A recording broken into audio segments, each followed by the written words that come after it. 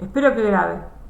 Eh, bueno, les decía, del trabajo práctico número 5, el tema es la época de Rosas, 1829-1852. Eh, Nosotros estamos viendo, este año, estamos viendo cómo es el proceso de formación de nuestro país, de la Argentina. Y les recuerdo, siempre en el proceso de formación de la Argentina vemos que hay una provincia preponderante. ¿Cuál es la provincia preponderante? Buenos Aires. Exactamente. Entonces, en torno de este año vamos a ver cómo giran los sucesos alrededor de Buenos Aires. Y también deberían saber por qué es la provincia más importante, o por lo menos la que va a llevar la batuta en un montón de cosas. ¿Por qué será? Pensemos. Por el puerto a lo mejor. Esa es la respuesta. Digamos, si ustedes pueden saber eso, eh, es porque saben la materia. ¿Qué quiero decir? Todo lo que veamos alrededor de la materia está relacionada con cómo se formó un país alrededor de una ciudad. ¿Y por qué se formó alrededor de esa ciudad? Se formó alrededor de esa ciudad porque esa ciudad tiene puerto. Porque en realidad, porque cuando nació como la capital del virreinato del Río de la Plata, y por ahí entraban y salían las mercaderías. Por lo menos a partir de este año. Nosotros el año pasado vimos que el comercio entraba por el otro océano. Entonces el comercio, las ciudades importantes eran Lima en Perú, y no mucho más. Entonces ahora vemos como a partir de este año que el comercio cambió de océano y se comercializa por el océano Atlántico. Buenos Aires va a ser la ciudad que lleve la batuta. Ahora bien, ¿podría haber otras ciudades con puerto? Y sí, porque digamos, del otro lado del Río de la Plata está Montevideo, y como Montevideo en su momento fue parte del virreinato, podría haber sido la capital y la que llevara las posibilidades de ganar. Pero ¿qué hizo Buenos Aires? Eliminó a su caudillo, que se llamaba Artigas, lo sacó digamos, de la jugada, y Buenos Aires quedó como ciudad predominante. Otras ciudades que pueden ser importantes son las ciudades del litoral, y ahora les voy a contar por qué. O sea, especialmente Entre Ríos, porque Entre Ríos, si ustedes se fijan en un mapa, está también pegado a la salida se tiene salida al Río de la Plata igual que Buenos Aires, y tiene el mismo tipo de economía, o sea, agrícola-ganadera. Entonces, Entre Ríos también va a ser una ciudad que pueda pelear por el tema de la preponderancia. Y ahora vamos a ver justamente en este momento que en algún espacio de tiempo Entre Ríos va a pelear en esto. Pero bueno, volvamos al tema que nos ocupa hoy, que es la época de Rosas. En el trabajo anterior nosotros vimos que, digamos que también Buenos Aires había tomado la batuta, y que vimos lo que se llamó la época de Rivadavia, las reformas rivadavianas, y cómo Buenos Aires se empezó a modernizar pidiendo un préstamo que después ese préstamo del empréstito Baring no lo pagaron hasta muchísimos años después. Esperen que alguien se está por unir. Ahí voy. Hola Adriana, buenos días. Estamos explicando el trabajo práctico número 5 que acabo de subir al Classroom recién hace un ratito, porque hoy subíamos los trabajos. Bueno, entonces, estaba explicando este temita de un mini repaso de lo que habíamos visto en el trabajo práctico 4, que era el tema de Buenos Aires y su modernización a través de las reformas rivadavianas, y cómo Rivadavia se hace presidente por una cuestión externa que va a ser la guerra con el Brasil.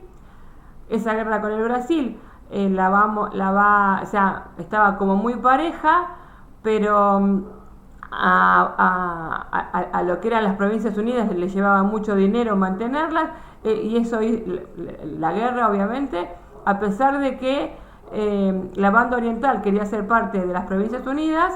Al final la guerra finalizó con el tema de que se creó un país nuevo, Uruguay, la República Oriental del Uruguay. Y eso no gustó mucho a varios sectores de Buenos Aires y de las Provincias Unidas, porque muchos pensaban que la guerra estaba ganada y que no habría que haber cedido ese territorio, ni siquiera para ser un país independiente. Eso hizo que quien estaba gobernando Buenos Aires, que era Dorrego, lo encarcelaran por haber hecho eso, que digamos, lo metieron preso y después sin juzgarlo, un señor que se llamaba Lavalle, que era unitario, lo fusiló. Eso generó un estado de mucho malestar en Buenos Aires. Pero voy a hacer un paréntesis acá. Se entiende que después que terminó la guerra, renunció Rivadavia y entre los dos partidos que siempre se estaban peleando, los unitarios y los federales, ganaron los federales. Asumió Manuel Dorrego de gobernador de la provincia, firmó un pacto de paz con la guerra, o sea, para terminar la guerra. Eso hizo que los unitarios se pusieran furiosos, lo tomaran preso, lo fusilaran y Buenos Aires como provincia quedó hecha un caos. Era una violencia extrema, había gente quemando campos, tirando cosas por las calles. ¿Vieron como cuando se arman las manifestaciones? Bueno, así, pero muy, muy violento. Entonces, en ese contexto, se lo llama a Juan Manuel de Rosas, que era un tipo que era muy importante porque era un estanciero con mucha cantidad de tierras, además manejaba las tierras de otros y contaba con un ejército propio. Acuérdense que en trabajos anteriores habíamos dicho que había un ejército regular y un ejército rural que se llamaban las montoneras, que estaban a cargo de los caudillos. Cada caudillo tenía un ejército para proteger sus tierras. Bueno, en este contexto es que se lo llaman a Juan Manuel de Rosas para intentar pacificar el territorio, y es así que él asume como gobernador de Buenos Aires por primera vez en 1829. ¿Hasta acá se entiende? Sí. ¿Sí? ¿Fui muy rápido o se entendió todo esto? No, se entendió. Bien, bien. Entonces, miren, antes de seguir explicando esto, les quiero mostrar otra cosa. En el trabajo, yo les mandé un videíto, que es este videíto que ven acá. Este videíto dura 2 minutos 48. Ven que es cortito. En este videíto cortito van a tener resumida muy bien la mayoría de las características del gobierno de Rosas. Alguna cosa va a faltar que está en el texto, pero como el texto es muy largo, les digo, no se asusten, porque la mayoría de las cosas están en este videito de 2 minutos 48. Y me gustaría que antes de empezar a responder todo, ustedes se tomen el trabajo de leer el trabajo una vez y además de mirar este videito que dura recontra poquito y por ejemplo, hay una pregunta del trabajo que dice enumerar las características. Acá, esperen que les voy a mostrar. Ay, no quiero. A ver si voy por acá. Esperen. Creo que es por acá. A los 50 y pico, esperen.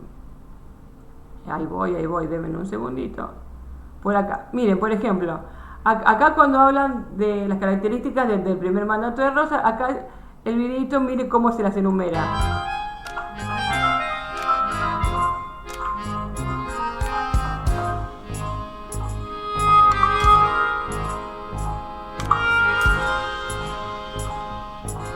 Ahí está. Quiero que vean que es bastante didáctico, corto y bastante resumido. Esto les va a ayudar un montón para responder. Así que no desechen el video y úsenlo. Bueno, volvamos al trabajo. En ese contexto de suma violencia, asume Rosas y como estaban en un contexto de violencia, asume con lo que se llaman las facultades extraordinarias. ¿Qué son las facultades extraordinarias? Son facultades que se le da al Poder Ejecutivo, que en este caso no es un presidente, pero es un gobernador, para que tenga mayor poder. Por ejemplo, que pueda tener el poder de juzgar, que tenga el poder de dictar leyes, que es generalmente eso, en un gobierno que está dividido como una república en ejecutivo, legislativo y judicial, lo hacen por separado. Entonces, lo que hacen con las facultades extraordinarias es darle mayor poder al gobernador de la provincia, que en este caso es Rosas y es de la provincia de Buenos Aires. Los unitarios no se iban a quedar contentos con esto que estaban haciendo Buenos Aires, que en realidad estaba gobernando un líder federal. Entonces van a intentar luchar y van a formar lo que se llama la Liga del Interior. Acá les puse en un texto y un mapita para que vean que los unitarios forman la Liga del Interior, que está acá en color naranja, y en contrapartida de esa Liga del Interior que forman los unitarios, los federales conforman el Pacto Federal. Acá está en color para que vean qué provincias formaban parte de cada una de ellas. Y también lo van a ver en el videito cuando habla del Pacto Federal. La Liga del Interior les va a nombrar las provincias. Por eso les digo, fundamental mirar ese videito.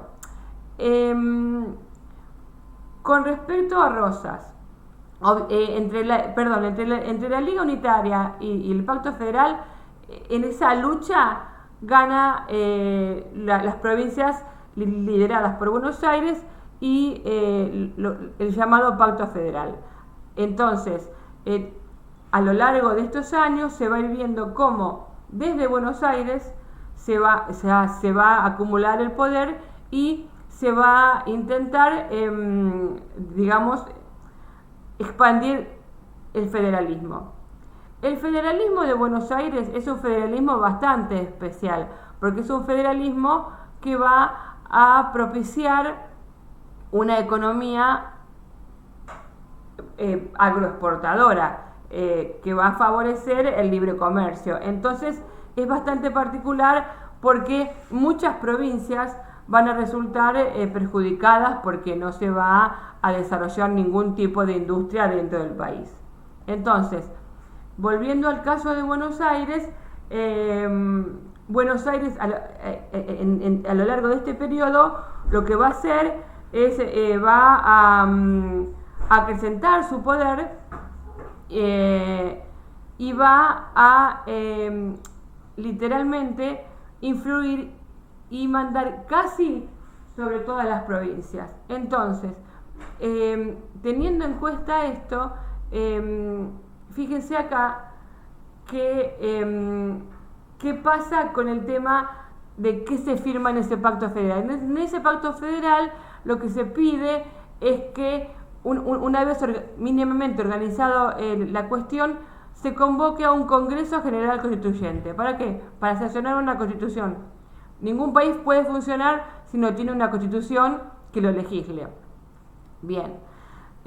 Rosas, a lo largo de todo su mandato, va a intentar, o por lo menos va a poner excusas de por qué no se convoca a un congreso. En general, él va a decir, bueno, mira, todavía estamos muy desordenados, todavía no se puede juntarnos para firmar una constitución si todavía no estamos nosotros organizados, tenemos que esperar. Aparte, convocar a un congreso generaría muchos gastos que en este momento no estamos en condiciones de afrontar. Eso por un lado. Y por otro lado, tenemos que pensar que si se sancionaba la Constitución, es probable que Buenos Aires, obviamente si se sanciona una Constitución, se elige un presidente. Entonces, si se elige un presidente, es probable que no se pueda o no se esté seguro de que sea Rosas el que va a salir presidente. Y él no quería no quería perder el poder que venía ganando. Bien, el primer gobierno de Rosas va a durar desde 1829 hasta 1832. Cuando le piden que tenga un segundo mandato, él pide tener más poderes todavía. Y le dicen que no, que no hace falta porque las cosas estaban bastante más pacíficas. Entonces se dice, bueno, si ustedes no me dan más poderes del que tengo ahora, yo no voy a seguir gobernando porque yo necesito, tener mayor control para ordenar las cosas. Entonces deja de ser gobernador en el año 1832 y se van a suceder 3 gobernadores, que no los vamos a nombrar porque realmente no tuvieron mayor importancia. Durante estos años, a partir de 1832, él lo que va a hacer va a ir a su estancia y además va a armar tratados con los indios para expandir la frontera más al sur. Porque acuérdense, les voy a mostrar el mapa otra vez, fíjense que Buenos Aires llegaba hasta acá. Entonces lo que va a hacer Rosas con campañas hacia la parte rural, lo que se llamaba el desierto, va a tratar de expandir la frontera agrícola para llegar más al sur. Bueno, eso lo va a hacer a partir de 1833 y hasta 1835. Porque, ¿qué pasa? En esos 2 o 3 años que Rosas no está en el poder, estaba su señora, Encarnación Ezcurra, su mujer, que va a hacer lo que hoy llamaríamos toda una jugada política para acrecentar los problemas de violencia que había en la zona.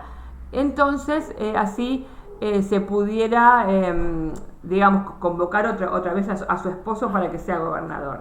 Bueno, en este contexto vamos a encontrar que no todos los federales opinan lo mismo. Entonces vamos a encontrar a un grupo de federales que son muy fieles a lo que opina Rosas, que acá los van a ver como apostólicos. Entonces, estos federales van a apoyar la figura de Rosas. Pero va a haber otros federales que se llamaron federales cismáticos, que lo que van a decir, no, lo que está haciendo Rosas está mal en estos años. ¿Por qué? Porque no está intentando firmar una constitución. Y es muy importante firmar una constitución para que podamos ser un país y por fin elegir presidente y por fin organizarnos. En el medio de todo esto, en el año 1835, uno de los líderes federales, Facundo Quiroga, que era el gobernador de la provincia de La Rioja, es asesinado lo atacan mientras él está yendo a una provincia a solucionar un tema también de disputa. Entonces él está yendo desde un carruaje a tratar de solucionar un problema y paran la carreta y lo matan, le pegan un tiro y lo matan. En este contexto en donde muere Facundo Quiroga y hay muchos conflictos en las provincias, lo van a convocar nuevamente a Rosas para que sea gobernador y le van a otorgar lo que él pide, que es la suma del poder público. O sea, el mayor poder que puede tener un gobernador, que es manejar el poder ejecutivo, el legislativo y el judicial, sin ningún tipo no le tiene que rendir cuenta a nadie. Si estuviéramos hablando en otro contexto, hablaríamos de casi una dictadura, pero como él lo eligieron, no podemos decir que es una dictadura. Bueno, entonces asume su segunda gobernación en 1835, que va a durar hasta 1852. Bien, en esta parte lo que vamos a ver es no solamente los conflictos entre los unitarios y los federales. Rosas tiene la característica de que a los opositores los persiguió de manera muy fuerte. él decía que era necesario que todos tuvieran, digamos, la misma línea de pensamiento para formar un país unificado con las características de un país federal. Entonces perseguía muchísimo a sus opositores. Creó un grupo de personas que se llamó la mazorca. Mazorca es sinónimo de maíz, que están los dientitos uno pegado al lado del otro. Fundó la mazorca, que era un grupo armado que perseguía a la gente que pensaba otra cosa. Literalmente es eso. Y además, justamente por esta dominación que tenía Rosas de la situación, que paulatinamente fue haciéndose el poder en cada una de las provincias, muchas provincias estuvieron enfrentadas y tuvieron conflictos con Rosas. Acá el texto va a hablar del enfrentamiento que tuvo con Corrientes, que tiene mucho que ver con este tema que ahora les voy a mostrar de el litoral y lograr la libre navegación de los ríos Paraná y Uruguay, que Rosas no lo permitía. Ahora les voy a contar un poco más de eso. Después hay algunos conflictos internacionales, por ejemplo, el tema de Malvinas, que Rosas va a hablar fervientemente para tratar de expulsar a los ingleses que habían tomado el espacio geográfico pero especialmente el principal problema que tienen es el bloqueo anglo-francés, en donde tanto ingleses como franceses van a bloquear el puerto de Buenos Aires por un conflicto que había en la banda oriental, que lo tienen acá explicado, que básicamente tiene que ver con que en la banda oriental también había un grupo, dos partidos distintos que se llamaban blancos y rojos.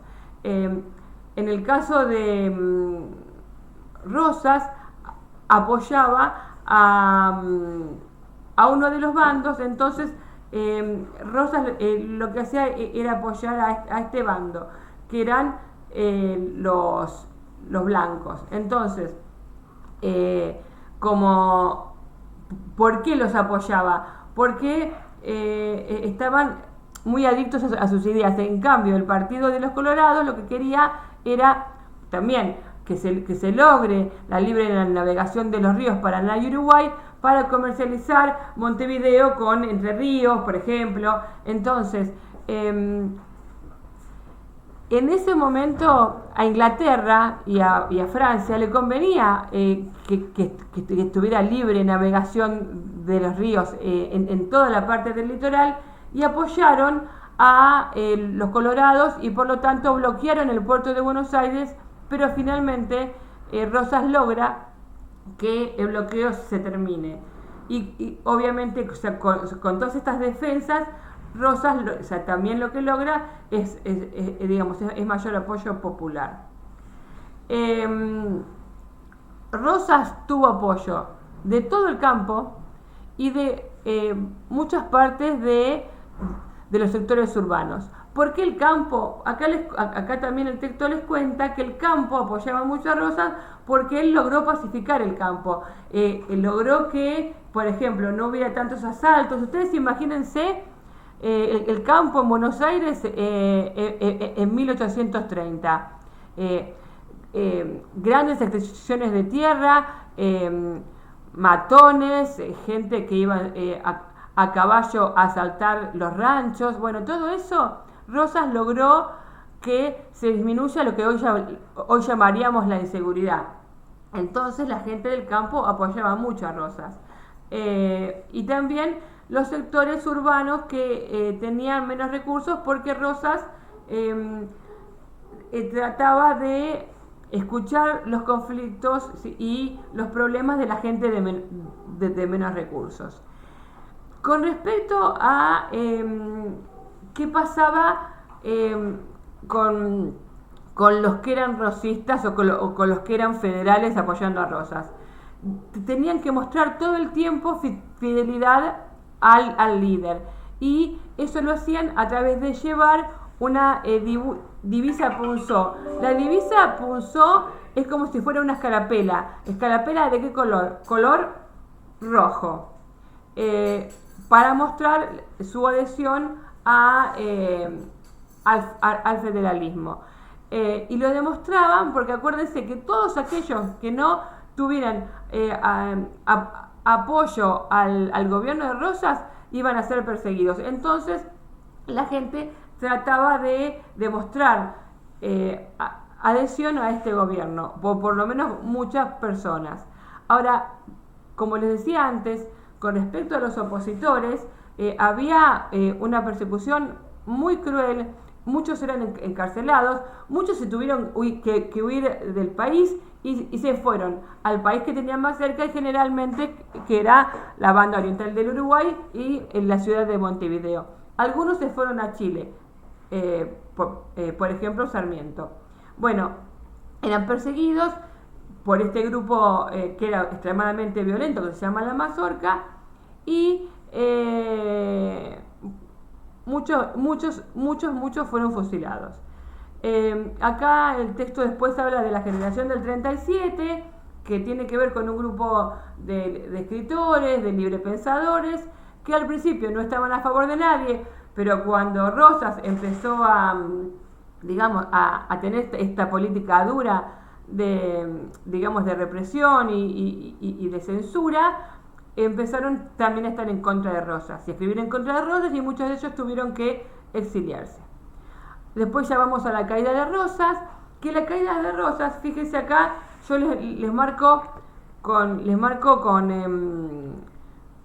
les subrayo el tema de los recursos de la aduana. ¿Por qué? Porque ¿en manos de quién va a estar la caída de Rosas?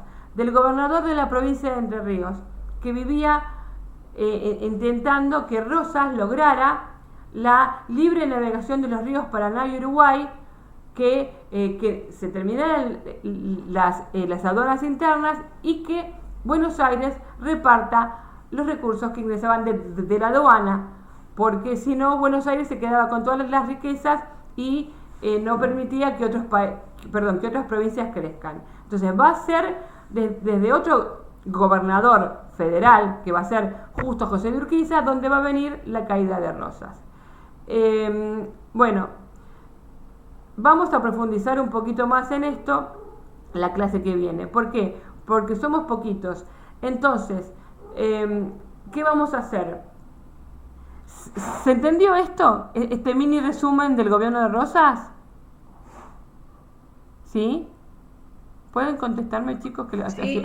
Bien, entonces Sí, miren, vamos a leer las actividades. Dice, luego de leer atentamente el texto, mira el siguiente video, que es el video que yo les mandé, 2 minutos 48, y responde, ¿en qué contexto asume Rosas el primer gobierno?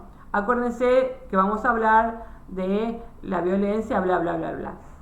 Enumera, según el video, los logros de su primer mandato. Eso lo van a ver en el video que yo se los mostré recién. Después de quiénes y por qué conformaron la Liga del Interior y el Pacto Federal.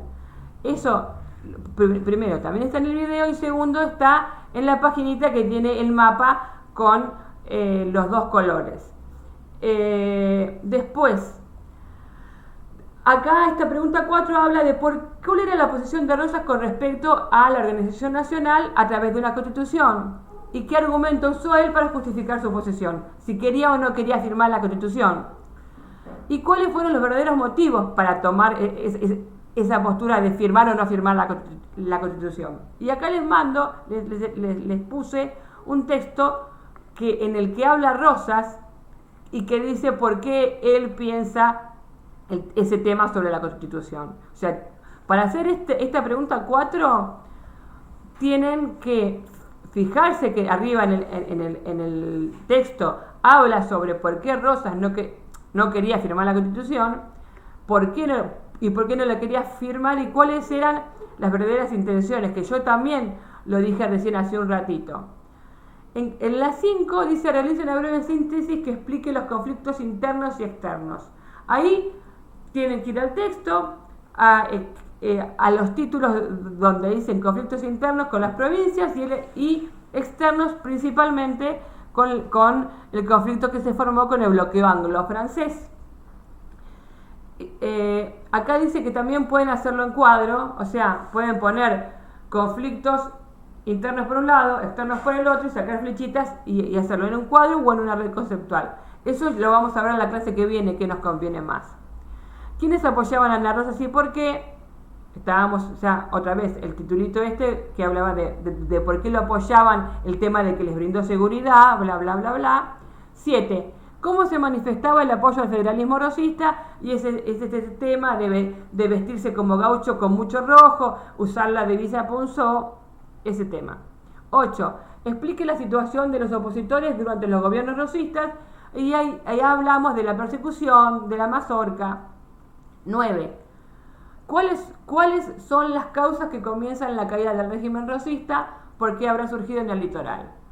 A ver, estamos siempre hablando del tema de la concentración del poder, de mantener para sí mismo los derechos para la misma provincia, los derechos de aduana, y este tema de no abrir la libre navegación de los ríos Paraná y Uruguay, que perjudican personalmente a las provincias del litoral. Con respecto a la 10, explica la formación de la alianza antirrosista y cómo culmina este periodo. Esto lo van a sacar de la formación de la Gran Alianza. No, como hicimos un repaso de las 10 preguntas, a partir de la clase que viene vamos a contestar pregunta por pregunta como hacemos siempre. ¿Se entiende? O sea, ahora hice un repaso súper rápido para que tengan una idea de qué hacer y cómo hacerlo.